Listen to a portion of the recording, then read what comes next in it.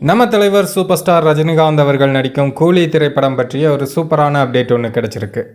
கூலி திரைப்படத்துக்கு நாளுக்கு நாள் எதிர்பார்ப்பு எக்கச்சக்கமாக எகிரிட்டே போகுது.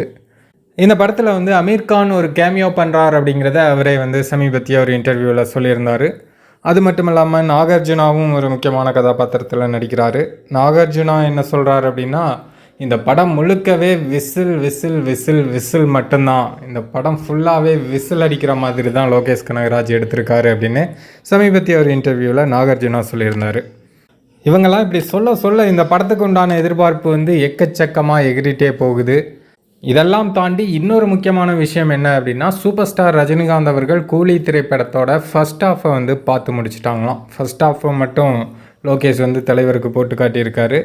அவுட்புட் ரொம்பவே சூப்பராக வந்திருக்கு அப்படின்னு தலைவர் லோகேஷை சூப்பர் கண்ணா அப்படின்னு பாராட்டியிருக்காராம். அந்த விஷயங்கள் தான் இப்போது இணையத்தில் வைரல் ஆகிட்டுருக்கு. இதற்கு முந்தைய ரெக்கார்ட்ஸ் எல்லாத்தையுமே கூலி திரைப்படம் அடித்து நொறுக்கும் அப்படிங்கிறதுல எந்த விதமான டவுட்டுமே கிடையாது.